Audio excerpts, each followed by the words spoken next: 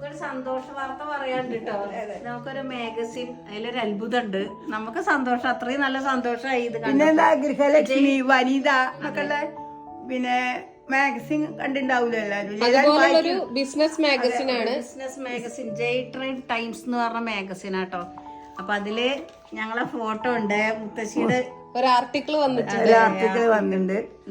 നല്ല എഴുതിയിട്ടുള്ള സംഭവങ്ങളും മുത്തശ്ശി എന്ന് കാറ്ററിംഗ് തുടങ്ങി എന്തൊക്കെയാന്നൊക്കെ ഇതിലെല്ലാം ജീവചരിത്രം മുഴുവൻ ഉണ്ട് കേട്ടോ ഇതില്. അത് ഇതിപ്പോ കിട്ടിക്കഴിഞ്ഞ കുറച്ച് ദിവസം കഴിഞ്ഞ് എന്നോട് പറയാതിരിക്കുന്നു. സർപ്രൈസ് ആയിട്ട് വെച്ചത്. ഇന്നൊക്കെ വന്നിട്ട് ഇങ്ങനെ കാണിച്ചു തന്നു. ഇത് ആരാ അറിയോ മുത്തശ്ശി, ഇന്നെ ഫോട്ടോ ഉണ്ടാക്കി അറിയാതിരിക്കും.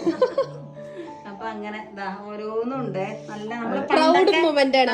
നമ്മള് പണ്ടൊക്കെ അങ്ങനെ പച്ചക്കറി കൊട്ടയില് ഇതൊക്കെ ആക്കിയിട്ടുള്ള അങ്ങനത്തെ ഒരു ഫോട്ടോ ഒക്കെ എടുത്തിട്ടുണ്ടായിരുന്നല്ലോ, അതിന്റെ ആണെല്ലാം. പിന്നെ അതായത് നമ്മള് വിരാസത്തിൽ പോയിട്ട് അവിടെ ഓണത്തിന്റെ ഇതിന്റെ പിന്നെ അടുത്ത കടുമാങ്ങ അച്ചാർ.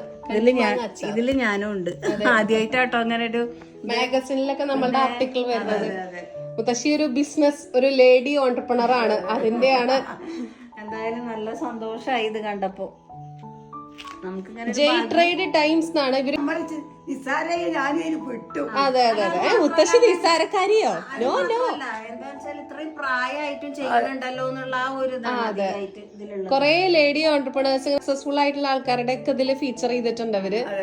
പിന്നെ കൊറേ വർഷമായി, എത്ര വർഷമായി ഇത് തുടങ്ങിയിട്ട്. അപ്പൊ നമ്മളെ ഡീറ്റെയിൽ മൊത്തം ആയിട്ടുള്ളതുണ്ട്. അപ്പൊ നിങ്ങൾക്ക് വായിക്കണം എന്നുണ്ടെങ്കിൽ ഈ ജയ് ട്രേഡ് ടൈംസ് എന്നുള്ള ഒരു മാഗസിൻ വാങ്ങിച്ചു നോക്കൂ. അതെ, അതില് നമ്മളുണ്ട്. ജൂലൈയിലെ എഡിഷൻ ആണ്. അതെ അതെ. 2025. മുത്തശ്ശി ബാക്കി സാമ്പാർ പൊടിയിലേക്ക് കിടക്കാം.